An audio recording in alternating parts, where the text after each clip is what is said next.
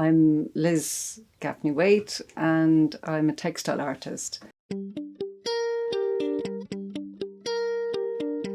I live and have my working studio in Dalmally. It's a working railway station, which is in the Argyll Highlands. I love living here. I love being in connection with the landscape, with the mountains and the lochs. Here at Dalmally, I do have a working studio that's open to the public, so I'm happy to teach the diversity of things that I work with.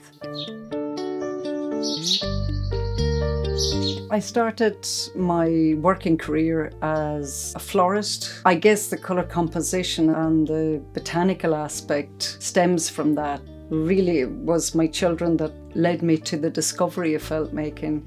In my felt making work, it's very important for me to use something that's local and sustainable. I work mostly with sheep's wool, and we have our own sheep here at the station, so these sheep are shorn. The wool is processed here at the railway station. I use the plants that I grow here and the colour of the landscape that is around me to colour the wool and make it something that I can create from. So I've learned to make dyes, which I have traditionally done for a lot of years. I've learned to make lake pigments, inks, and my own paints, and that now is making a big difference in an impact in the work that I'm doing.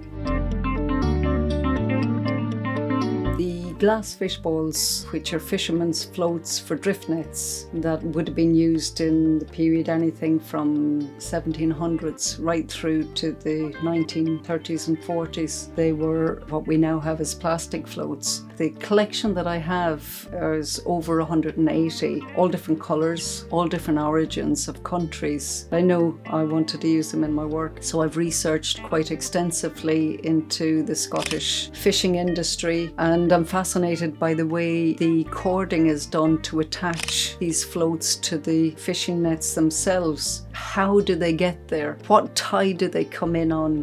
What pattern had they floated through? I would love to do something with the weaving to weave those tidal patterns that brought them up on that particular beach. And so I've incorporated the sheep's wool and some hand-dyed silks. Working with them has led me in different directions, such as learning how to tan fish skin and make a leather out of it, and then it's a usable product, another textile with a completely different feel, but with that connection with the sea. And I would very much like to do an exhibition where this connected to the water.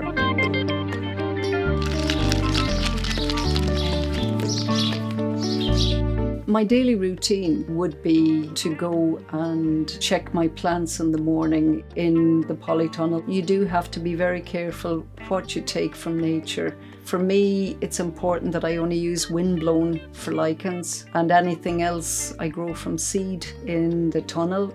And I do love that space. It's a little magical space, a little plastic covered dome in the middle of a field, but it makes me feel very happy and I feel quite inspired working in there.